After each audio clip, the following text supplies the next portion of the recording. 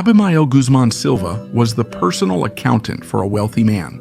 That position helped him rise socially and eventually become a prosperous grocery merchant in Mollendo, Arequipa. His success and comfortable income made him fully indulge his greatest weakness. He had 14 children, 4 with his wife and 10 with other women. One was Berenice Reynoso, a 24-year-old from a nearby town where Guzmán had expanded his business network. Due to this secret relationship, a boy was born and weeks later was registered as Manuel Ruben Abimael Guzmán Reynoso, without imagining that years later, that boy would leave his name and surname on the darkest and saddest pages of Peru's memory by becoming the greatest genocidal figure in its history.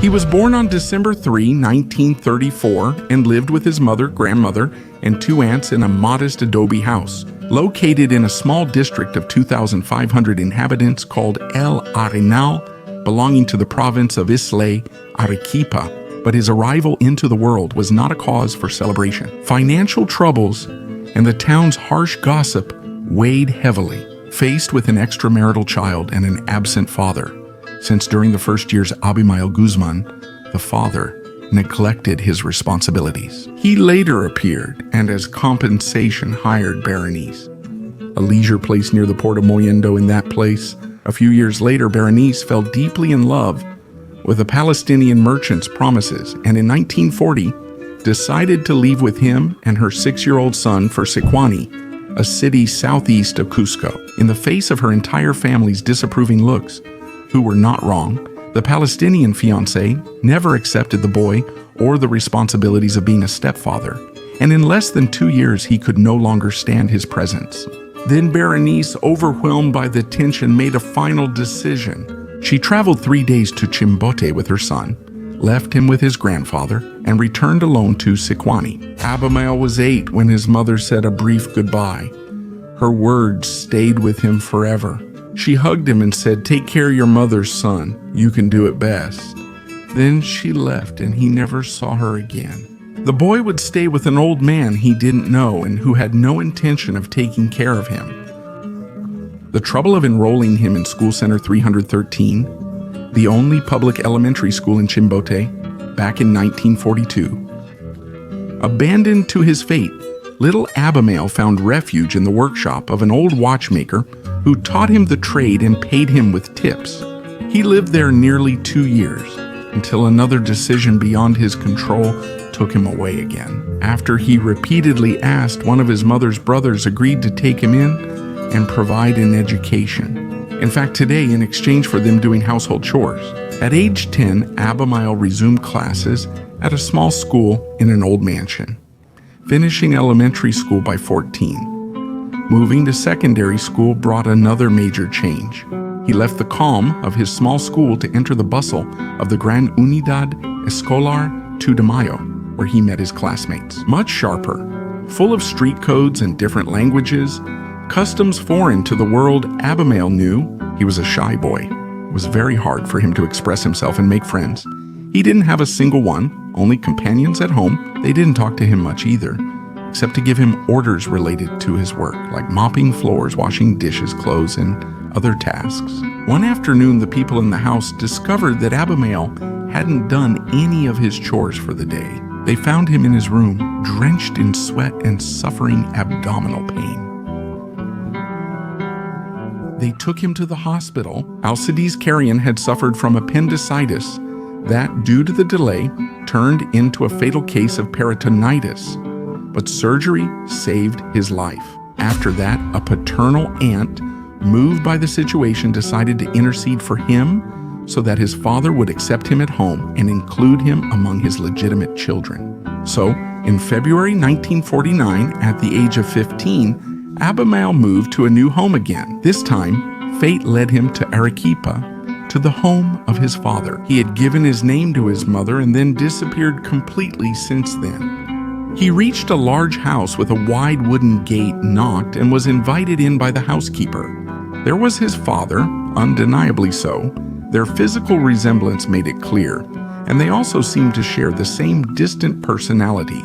His father was a cold and not very demonstrative man. Moreover, it wasn't paternal affection that made him welcome him, but rather his sister's constant requests and his wife's approval. A young girl of Chilean origin named Laura Jorquera, who without hesitation showered Abimael with affection and protection, treated him like another son. His many half-siblings welcomed him, making him feel part of a family for the first time. They enrolled him in La Salle School in Arequipa, an institution reserved for the children of the city's wealthiest families, where his siblings also studied. There he shared a classroom with boys who grew up surrounded by privilege. Now he was one of them too, but Abimael was always different.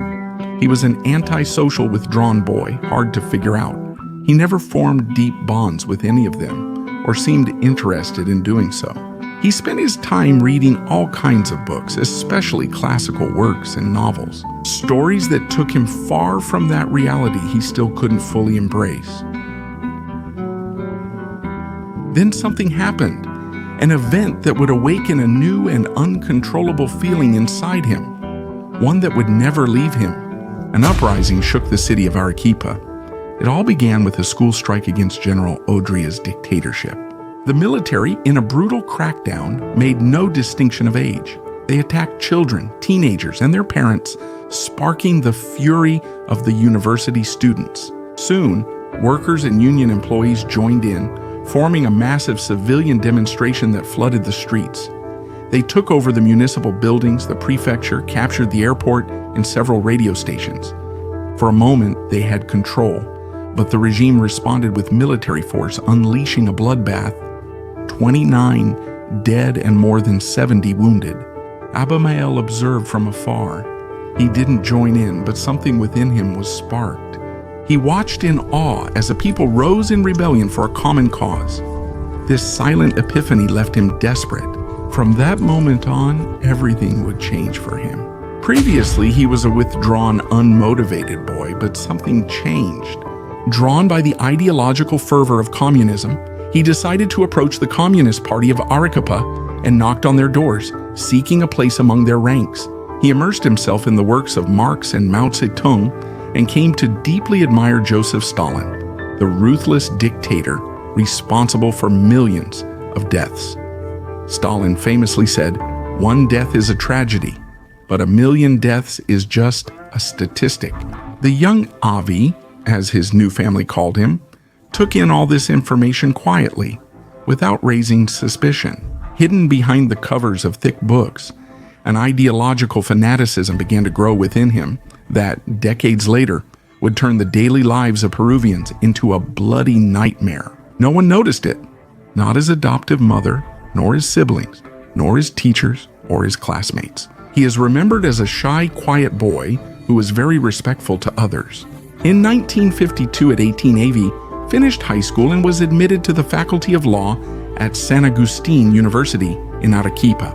Within it, he discovered a new world he had never imagined. Heated debates, conferences, ideological debates, and political talks filled every corner. It was a place where voices rose fearlessly, and every idea was spoken with conviction, something he had never dared. He felt free to express his thoughts for the first time, and he felt like he was showing off that self-esteem he had started to rebuild little by little thanks to the kindness and affection of Laura Jorquera. That quiet boy who never felt he belonged finally seemed to find his place in the world. He took advantage of his first years at university to join the Student Federation and soon became a combative leader, always thirsty for causes to fight for.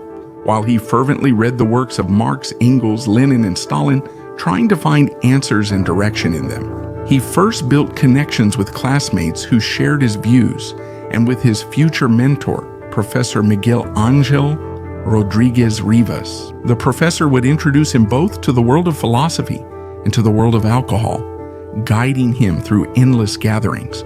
He and his disciples used to meet at the Creon Serrano bar, a few blocks from the university. Amid glasses and cigarettes, Rodriguez appeared as a passionate communist with strong revolutionary ideals. He used to argue that men were superior to angels since angels could only be good, while humans had both heaven and hell at their disposal. Years later, Abimael Guzmán would recall this influence in his memoirs, confessing that it was then that he discovered the very core of the ideology that pulses in every action. Driven by that vision, before finishing his law degree, he decided to enroll at the same time in the small faculty of philosophy, whose classrooms held only 3 students. He was left marked Survival 1, the girl.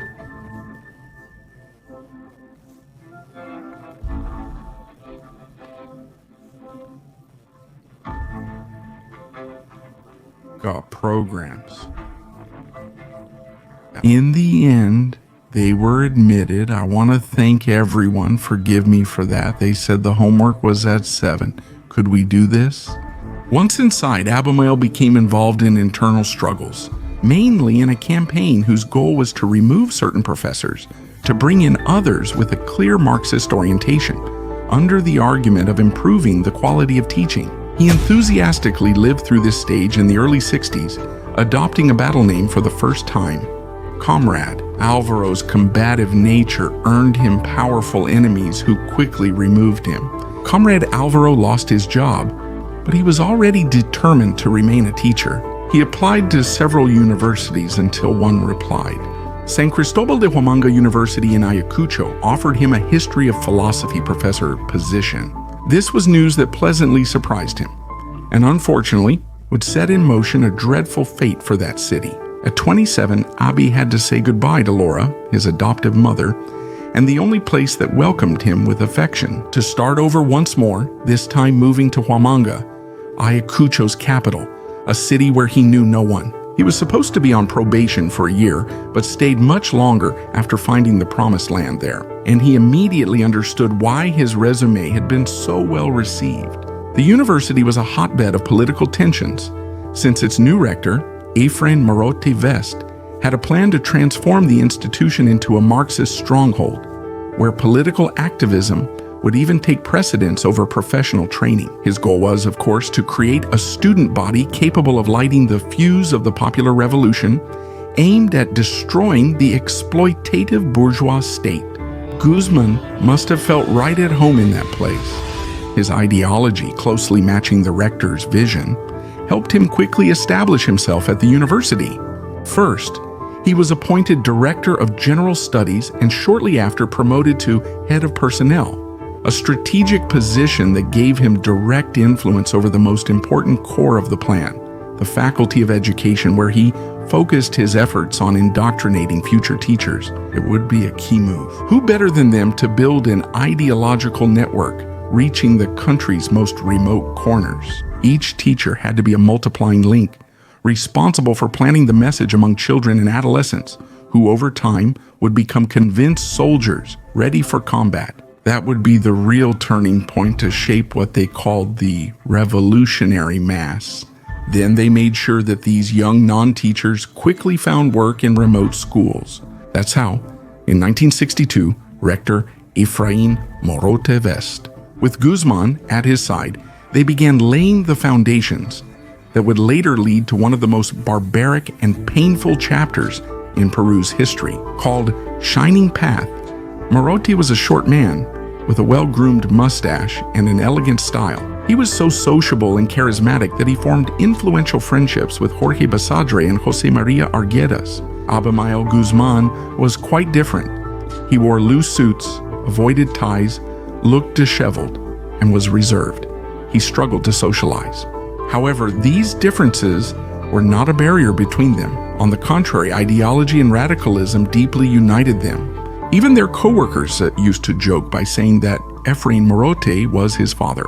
And, in fact, Osman Morote, one of the rector's sons, would become one of the main founding leaders of Shining Path.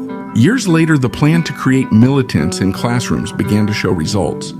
San Cristobal de Huamanga University quickly shifted from being just an academic institution to a communist training center, aims to recruit new members. Young people living in poverty, marked by inequality, practically condemned to a life of hardship.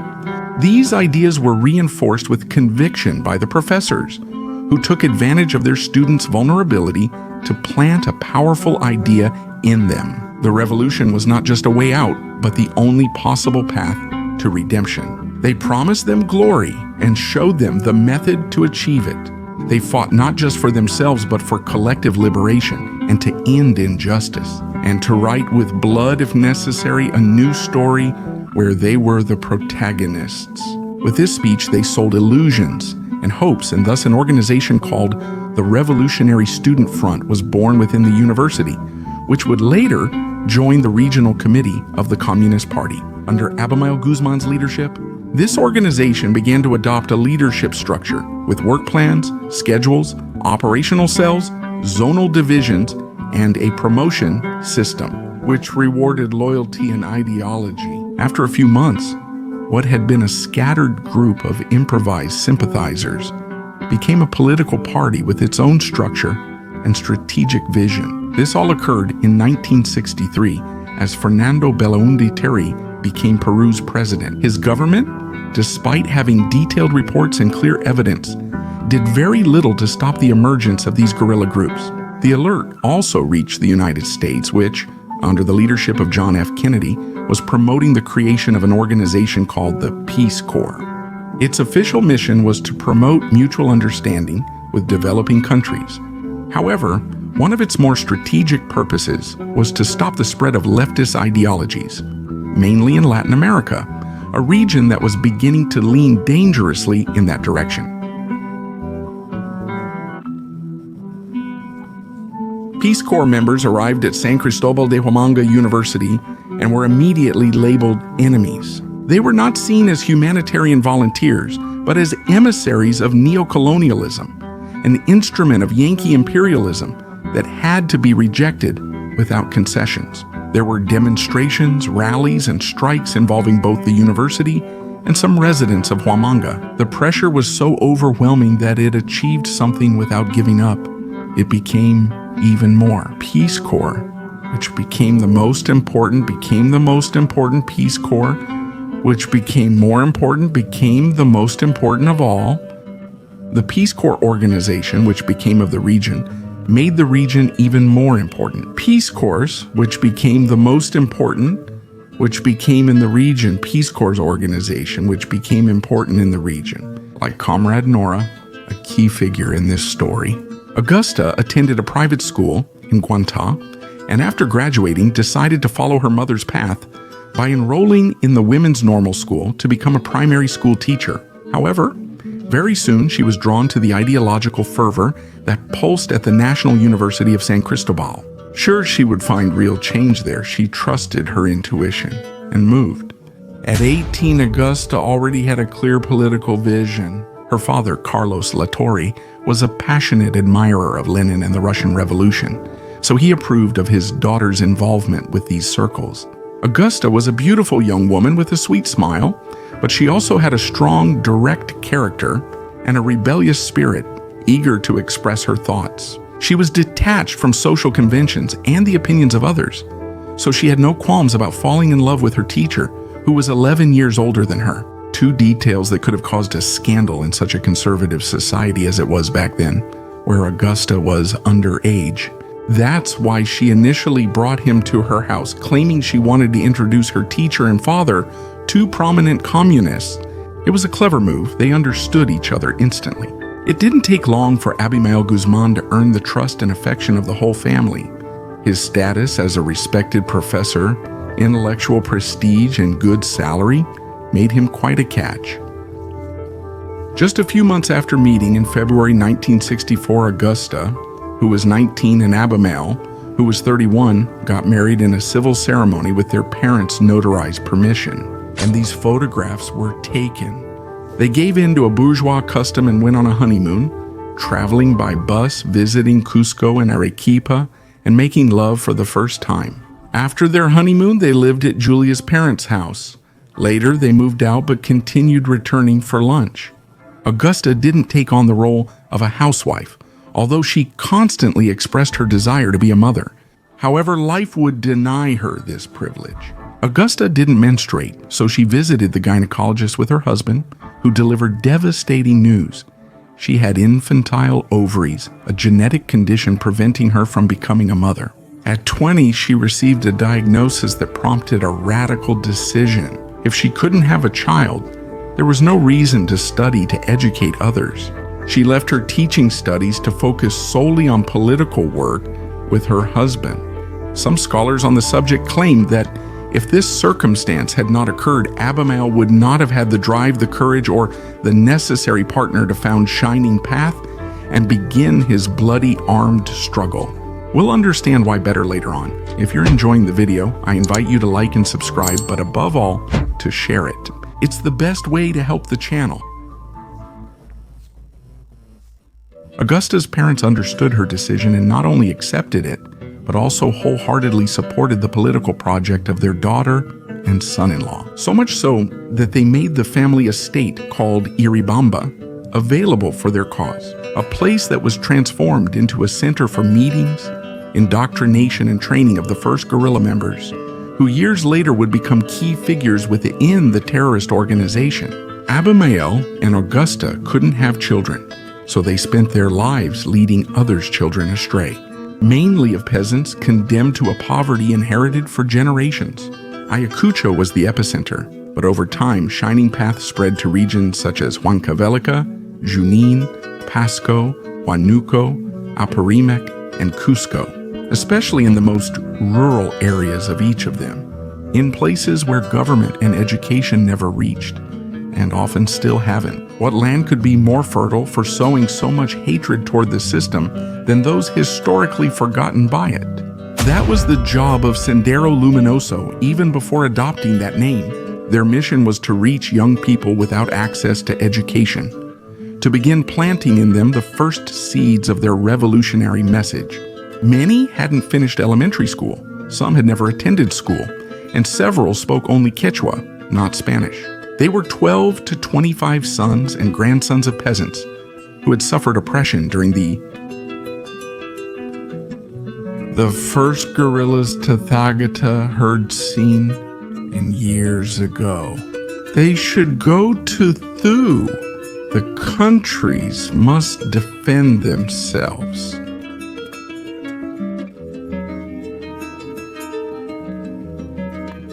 Una chispa. Almost a maritime power.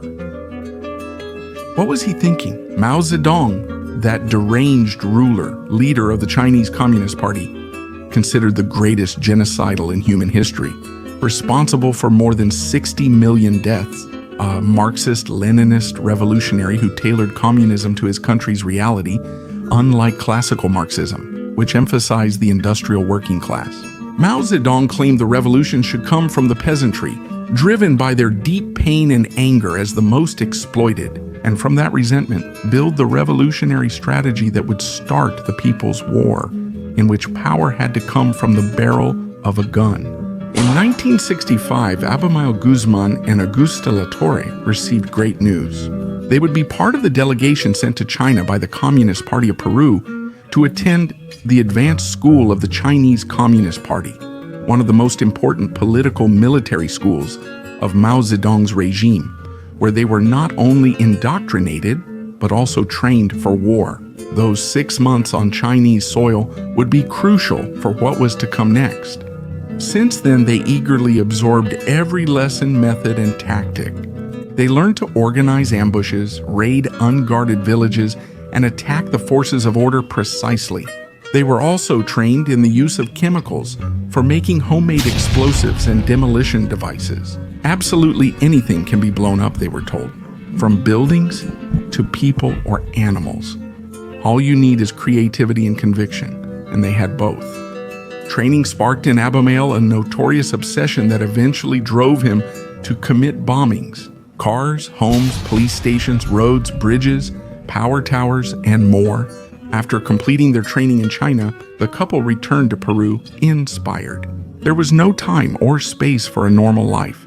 They never went back to Ayacucho. Augusta Latorre would go to Cajamarca, then travel through various regions to organize party members and strengthen ideology in communities that needed it, taking advantage of her fluent command of Quechua to lead these incursions, while Abimael Guzmán would settle in Lima to dedicate himself exclusively to ideological work. He gave up formal employment and never worked again as a lawyer or teacher. He lived with just enough, supported by the savings he had left, and by the financial backing of his party. Meanwhile, he would slowly walk around Lima, observing and analyzing the setting of his final goal. After 3 years at this pace, they returned to the city of Huamanga.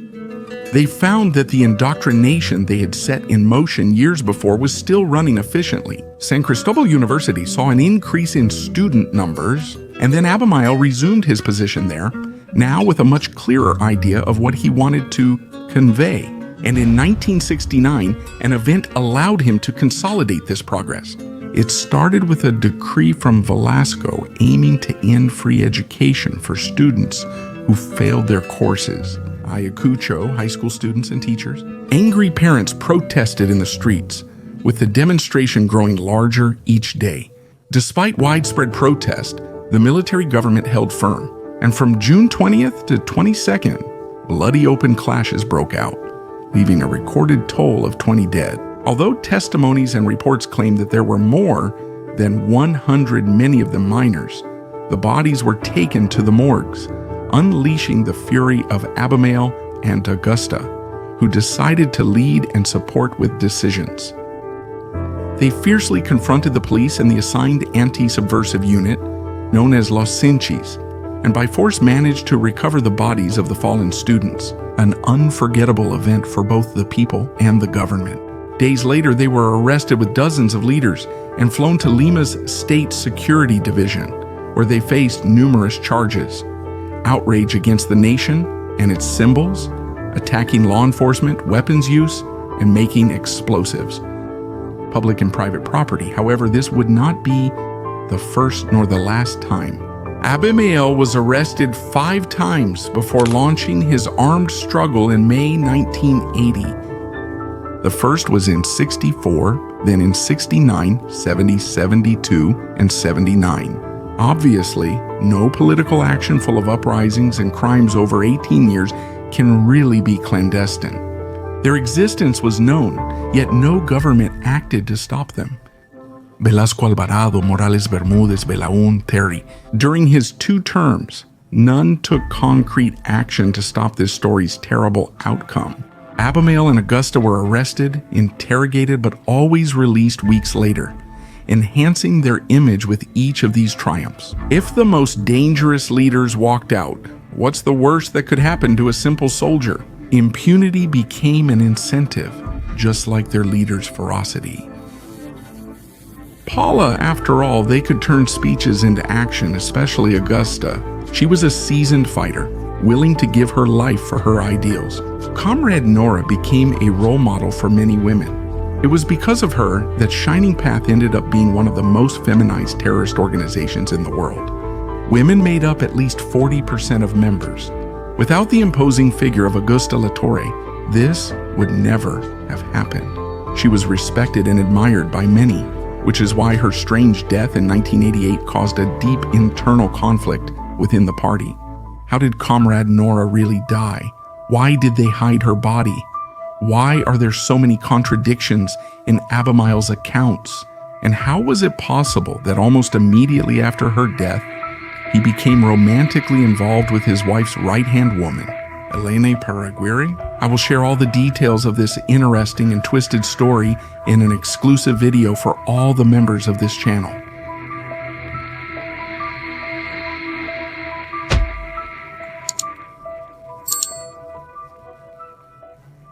During the 1970s, the country saw widespread demonstrations, strikes, protests, and clashes with security forces.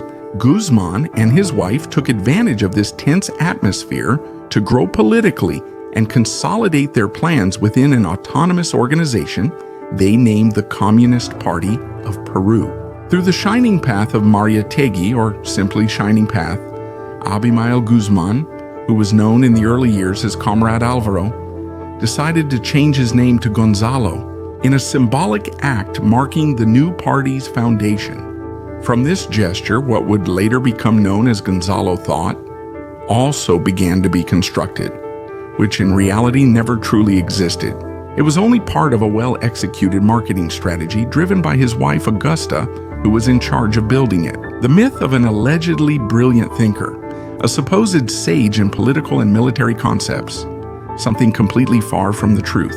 Guzmán never formed a doctrine, shared his own ideas, or created or changed anything significant. His speech mechanically repeated Maoist manuals, lacking adaptation or context.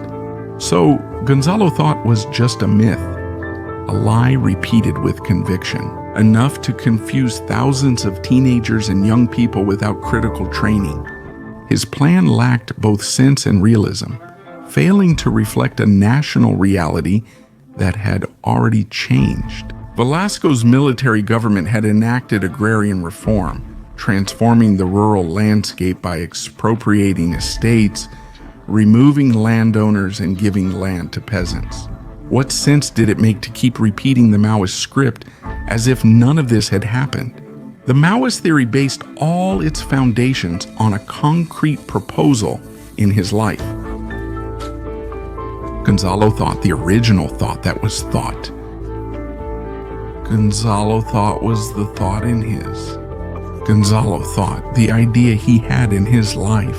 Gonzalo thought his very first thought in life, the original thought he had. The thought that is life. Gonzalo thought that was made in his life. Gonzalo thought, first thought, life. Abimael felt that the relay of destiny was placed in his hands in the form of a sword. He began to rave, convinced his role was inevitable and predestined, believing the revolutionary lineage from Marx, Lenin, and Mao continued with him. Then, he proclaimed himself before everyone as the fourth sword of Marxism, the next historical link of humanity. It was around that time when Abimael completely lost his mind, so much so that even the traditional communist parties of Peru began to consider him a deranged fanatic, a traitor. They supported strikes, workers' causes, and demonstrations, but neither they nor the strikers intended armed struggle.